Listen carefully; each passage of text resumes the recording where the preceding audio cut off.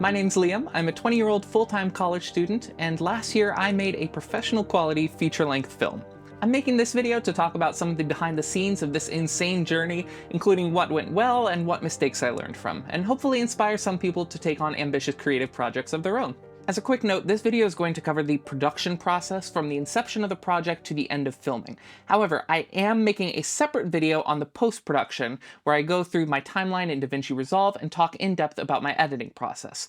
But since the post-production breakdown is such a different pace and structure than the production breakdown, I decided to just split it into its own separate video and just link it in the description below. Alright, now that that's out of the way, let me take you way back to the inception of this project, all the way back to September of 2024. It was the fall semester of my sophomore year in college, and I was taking a 200-level Intro to Filmmaking class.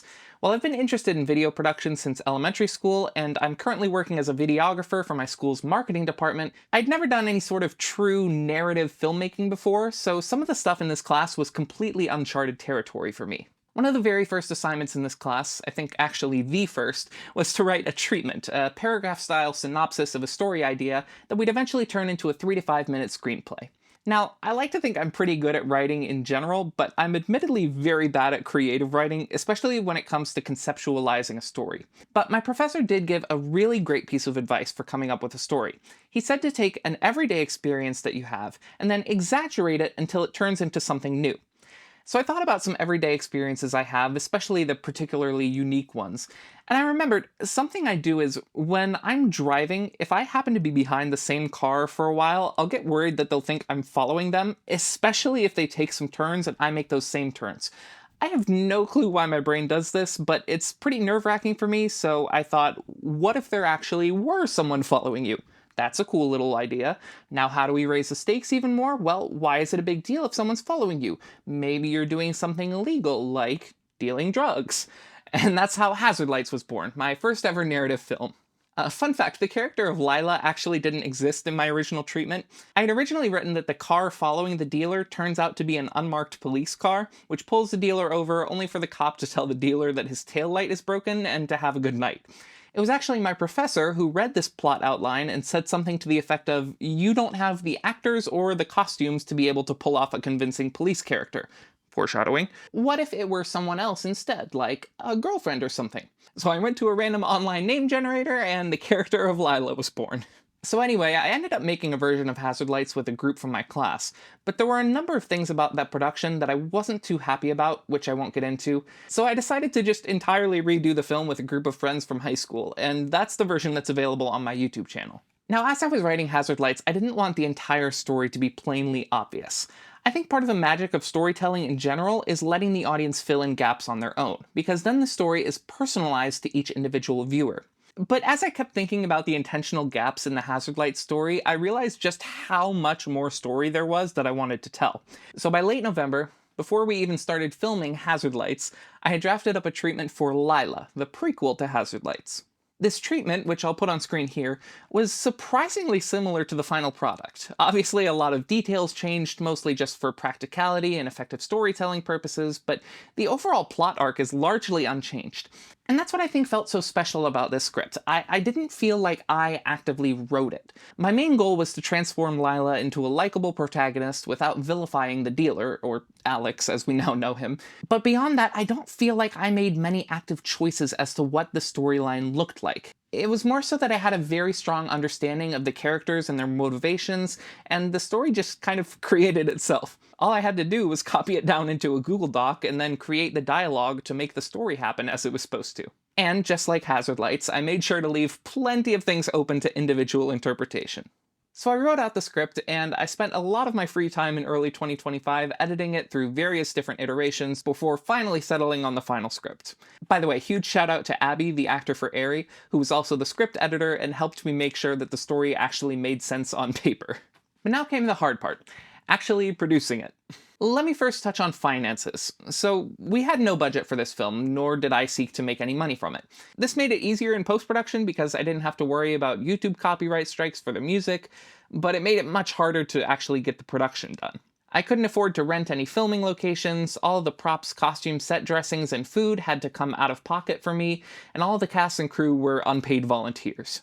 So to offset production costs, early on I decided to try fundraising for the project. I set up a GoFundMe page and made some cool rewards you could get for donating certain amounts, but the only people that donated to that were my mom and my sister, so yeah. But the rest of pre-production was basically just me going through the script and meticulously planning out every aspect of how we were going to film each scene, and how to do it as efficiently as possible so I could be respectful of everyone's time, especially since they were volunteers.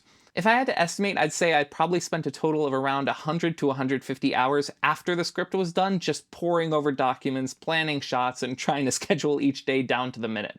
If you're curious, I'll link a folder with some of my documents down below.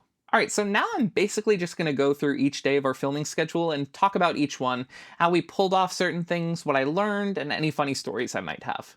The first day of production was June 12th, 2025, on which we filmed scenes 14 and 15, the Carnival montage and their conversation afterward.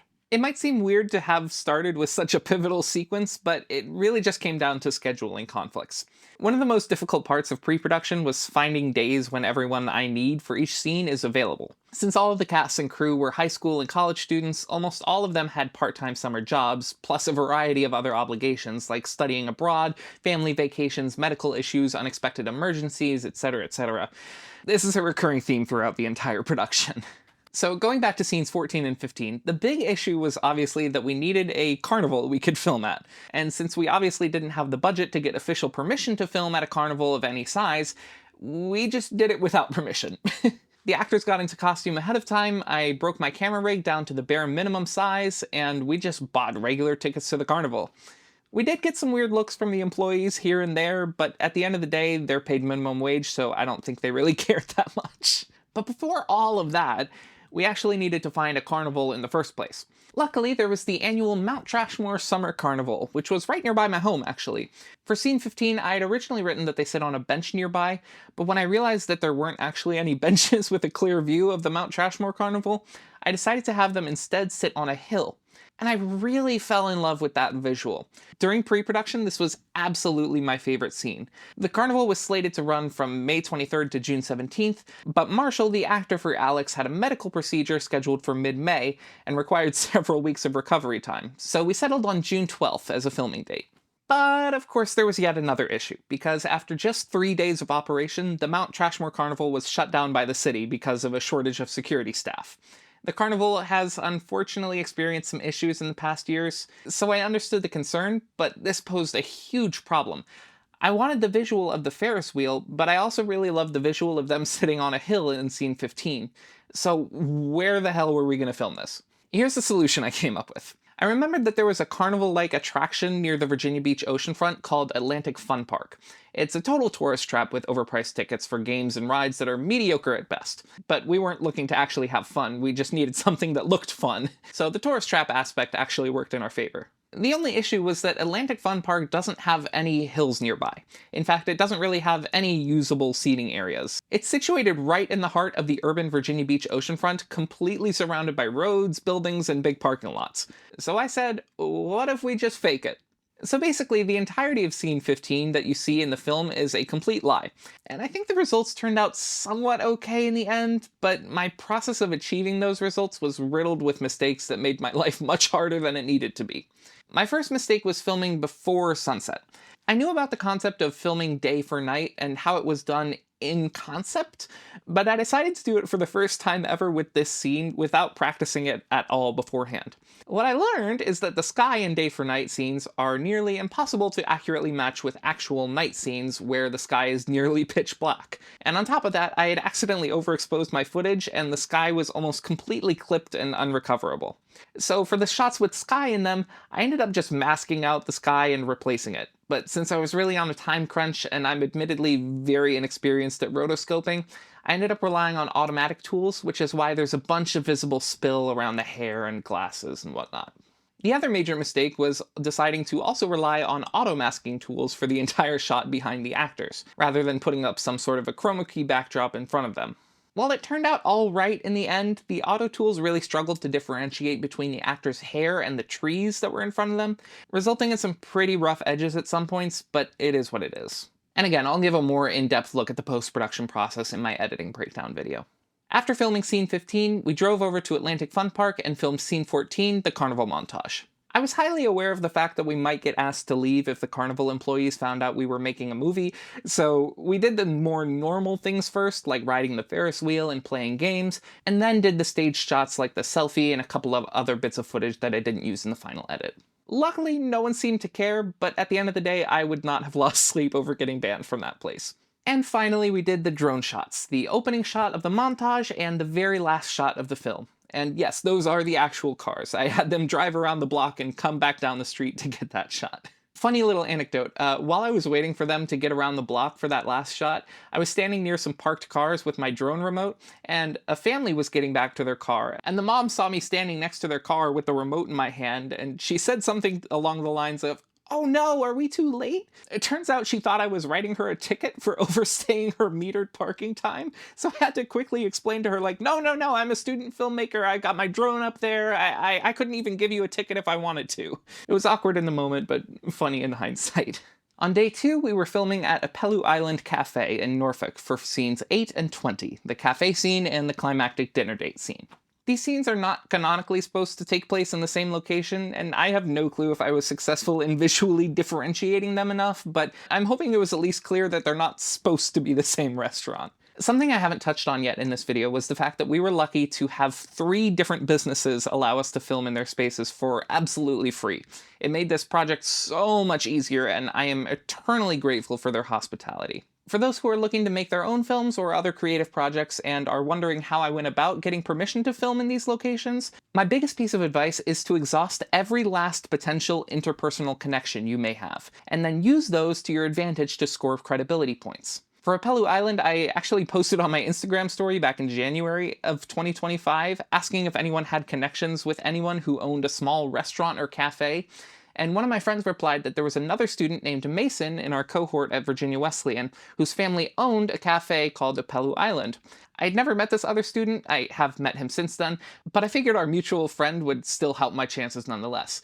So I started looking into the cafe a bit more, and it turns out that the owner was actually also old friends with the sister-in-law of one of the actors, Maya, whose wedding I had filmed that previous summer.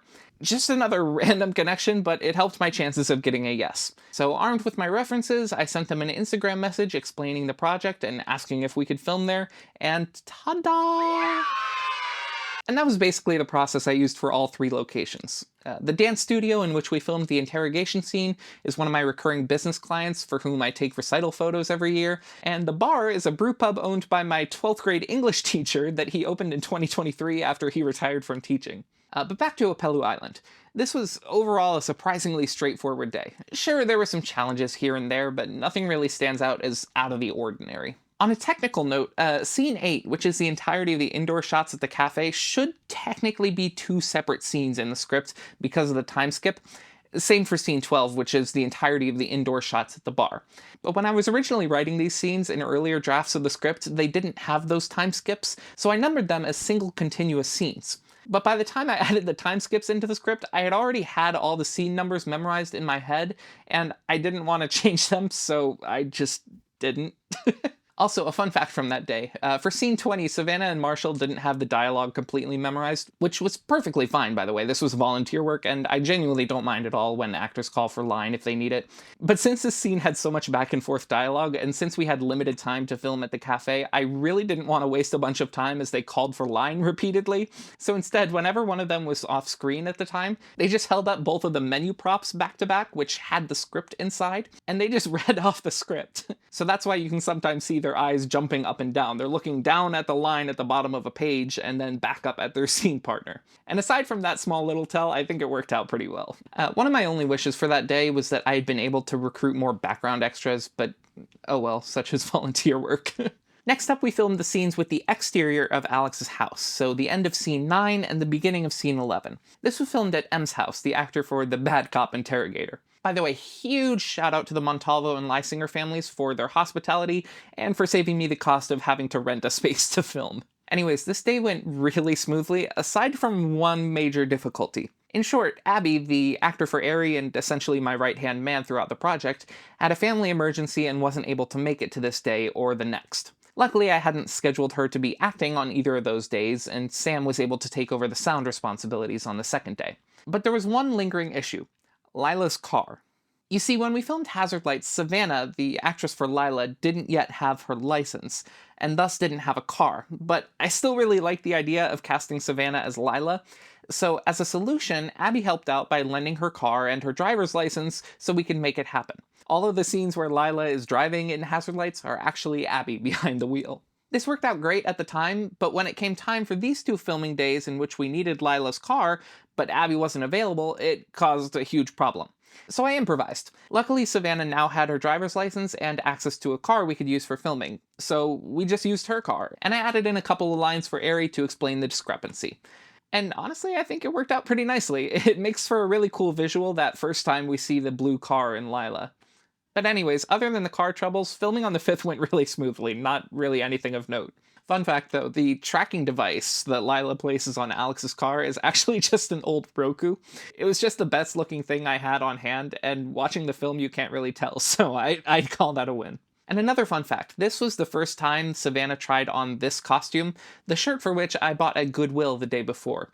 And I hadn't realized it when I bought it, but as soon as she tried it on, someone, and I can't remember who, but someone mentioned that it looked like Steve in the Minecraft movie, and they were 100% right. So from that point forward, we referred to it as the Steve Minecraft costume. On the 8th, we filmed scenes 3 and 4, the arrest and the interrogation. We filmed the interrogation scene inside of a dance studio, like I mentioned, Dance Artistry Unlimited. I asked to use the studio because for this scene, I really needed an open space with blank walls. And while these walls aren't exactly blank, I think the dark teal paint actually adds to the overall drama of the scene. The only issue was that the studio itself is much, much larger than a real interrogation room. So I did a little camera trickery. I'll put a diagram on screen to show what we did, but essentially the camera was facing in generally the same direction for all these shots, and we just flipped what side of the table the characters were on, and by taking advantage of the way we normally see these reverse shot sequences in film, it created the effect that the room was actually much smaller than it was. Oh, and that close-up shot of the door opening, that's actually just my sister's dorm room door. So then we took a bit of a break while we waited for it to get dark out. We got some Wawa for dinner and then loitered at a nearby playground, being the obnoxious youngins that we are. And once the sun had set, we went out behind Dance Artistry to film scene 3, which is where Lila is actually arrested. It was a bit nerve-wracking to be doing all this stuff in a random dark alleyway, but we got it done, and I love the way the lighting turned out in this scene. My biggest regret is that I didn't plan out the police light effect very well, but we made it work. It ended up just being 2 LED panels that I set up at an angle relatively close to Savannah since they weren't very strong lights. On July 14th, we filmed the scenes in Ari's office, or meeting room, or whatever you want to call it, honestly. This scene we filmed in a study room at the Virginia Wesleyan University Library, which ended up being really hot and stuffy with 5 people in there, so we had to take several breaks throughout just to cool off. I think the biggest issue with this scene was that the glass was really reflective, and despite the fact that I used a CPL filter, you can still clearly see the lights reflected in a lot of the shots. Also, the size of the room was a challenge in and of itself. We were constantly tripping over each other and trying to shrink into corners while maintaining set continuity between shots. But we made it work, and Abby and Savannah did some fantastic acting that day. That following Saturday, we filmed Scene 1, Scene 7, Lila's half of Scene 13, and the Scene 2 montage. I wrote Scene 1 to take place right after a rainstorm, and I had no clue if we were going to get lucky with the weather on the day of, but it worked out fantastic. It was actually during a rainstorm that had just barely passed by the place we were filming, so we didn't get any actual rain, but we did get that darkish, partially cloudy sky that looks great. The biggest challenge with this scene was that it was really noisy, especially this nearby HVAC unit that kept randomly turning on and off, so I had to do a lot of post-production work to try to minimize those noises. I can help you. We can help you pick your life up and make it into something you cherish. I can help you. We can help you pick your life up and make it into something you cherish.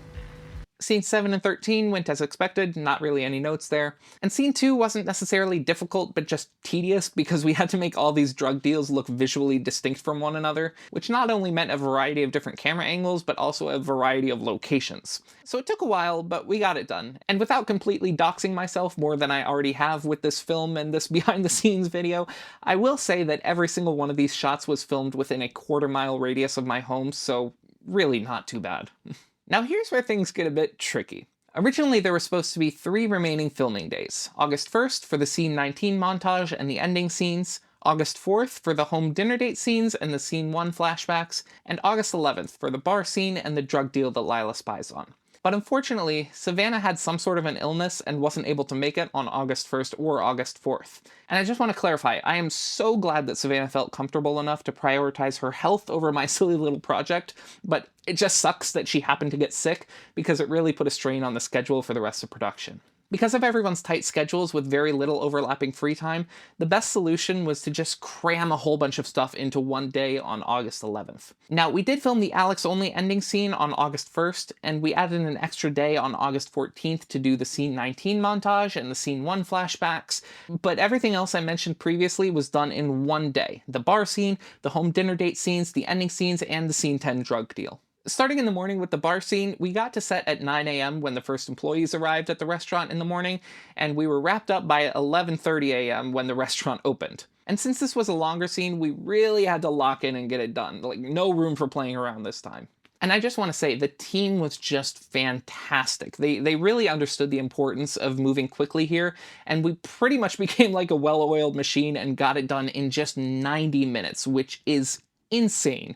So huge props to them. After that, we took a short break, and then we met back up at Maya's house to film scenes 16 and 17, the kitchen and the dining room scenes.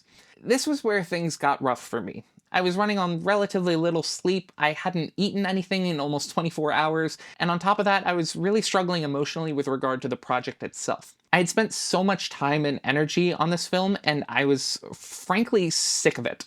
I felt like my writing was terrible, the plot didn't make sense, and the whole project would be a huge failure, and nobody would enjoy the finished product. It also didn't help that scenes 16 and 17 are arguably my weakest writing in the entire film. The majority of those scenes were just filler dialogue with some poorly executed metaphors because I needed plot vehicles for Alex's phone call and Lila's snooping. And so I was just really hating every second of filming those scenes, and I was honestly regretting doing this entire project in the first place. But I felt as though I couldn't express any of those feelings in the moment, specifically because of everyone else who was involved in the project. These people had dedicated countless hours to this crazy idea of mine and expected nothing in return. So to show how much I was hating the project in that moment would have communicated to the cast and crew that they had basically wasted their time by being involved in this film. So I didn't express it. I held it in and just powered through. There's this photo of me shortly after we wrapped up that filming session, and I'm holding up the amalgamation of overcooked spaghetti that we left in the pot of boiling water for way too long while filming. And I remember in that moment, I was fighting back tears, not at all wanting to get my picture taken, despite the picture being very funny in hindsight. So Maya, you're fine for taking that picture. It was very funny. Luckily, I had the chance after everyone else left to talk for a bit with Maya and Marshall, whom I've been very close friends with for over 4 years, so I felt more comfortable opening up a bit too. And just being able to verbally express those feelings in the moment really helped me move past them. I also finally got some food in the next break time we had, so that helped too. Finally, we met back up at my family's place and we filmed the rest of the end scenes and the Scene 10 drug deal. These were a bit difficult just because we were all completely exhausted from filming so much that day. The other challenge was just making sure that everything lined up with hazard lights in terms of continuity. For example, during hazard lights, we had Christmas decorations up, but I didn't feel like putting up Christmas decorations in the middle of August just for a few hours of filming, which is one of the reasons I decided to make a remastered version of hazard lights. Fun fact, Scene 10 was originally supposed to have different costumes, but I was so tired that I forgot to ask them to change into their other costumes after we filmed the end scenes, and I didn't notice until we were almost done filming, so that's why they're just randomly in their hazard lights costumes for this scene. And finally, one additional day we added on just to compensate for the lost time. This day we did the Scene 19 montage and the Scene 1 flashbacks. I figured it'd be easier to do these separately rather than trying to squeeze them into August 11th, just because these shots were tedious to accomplish because of all the different places we had to go. For Scene 19, we started out at Virginia Wesleyan University, where we got the trail shot and the picnic shot at the entrance to the on-campus hiking trails. Then the museum sequence was in one of the art galleries in the library. I figured the small library art gallery would work best because A, it was free, and B, we wouldn't have to worry about getting permission. Then we went to Apex Entertainment to get the arcade sequence plus the bumper car shots for the carnival scene. We could have gotten the bumper car shots at Atlantic Fun Park, but it was just cheaper at Apex, honestly, and plus I was more confident I'd be able to actually get the footage I needed at Apex. Then we played a couple other games at Apex just to use up what points we had left over, and we went back to my place to get the movie shot, the karaoke shot, the ending shot, and also the stargazing shot, which we did during the day, and this time I had already learned my lesson about how to properly do day for night shots. Then we also did the Scene 1 flashbacks at my place. I had originally wanted to do these in a different part of Maya's house, since she has a really nice house, honestly, that fits the vibe I wanted.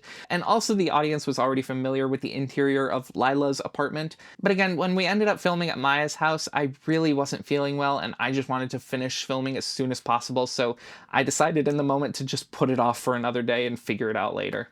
So hopefully it was less obvious that it's filmed in what's supposed to be the apartment that Lila gets after taking the job with Aerie. We did have a bit of trouble trying to figure out how to safely film those more violent interactions. Like, I really wanted to see Lila actually thrown against the wall, but Savannah's safety was obviously the top priority, and we're also not trained stunt performers, so we had to find a way to make it work. We tried using a beanbag to catch her fall, but that ended up just being way too big. I tried having Savannah just throw herself against the wall and catch herself, but it looked way too fake. So what we ended up settling on was having Marshall, who's the only other person there, just push her towards the wall, but with her arms already out to catch herself, and then she just slid down the wall. And also, of course, I physically shook the camera to make it look more violent. Also, this one was a bit easier, but in the shot where she's thrown out of the house, I figured it'd be best to start with her already on the ground, and then just do the last bit of that fall onto the ground, and then have the door slam behind her. Same effect, but much safer. And since Marshall had to work that night, we just met up for a few minutes the next night to film these couple of shots for the Scene 19 montage, and then I accidentally deleted the footage off my SD card, so we met up a couple weeks later to redo it. And that just about wrapped up production. There were still a few shots I filmed on my own after that, like the close-ups on Lila's laptop screen and a couple other shots that didn't require any other people. But after mid-August, the majority of my work was just in the post-production space, which I cover in the post-production breakdown video. If I can give just one piece of advice to someone considering doing a crazy project like this, I would say just go for it. A lot of the time I'll find myself holding back on projects, whether those be creative ideas, business related, schoolwork related, etc., just because I feel as though I don't have the experience, knowledge, tools, or expertise to do the project well. But what I want to tell you is that there is no better time than now. Because no matter what, you're always going to look back on past projects and find things you could do better. Because the absolute best way to improve at a creative skill is to simply practice and learn from your mistakes. There were so many things I know now that I didn't know when I made Hazard Lights, but I used those mistakes as a learning experience and that new knowledge to help make a better product in Lila. And the same goes for Lila. There were plenty of mistakes I learned from that I'll carry into my next film, which may or may not already be in the works.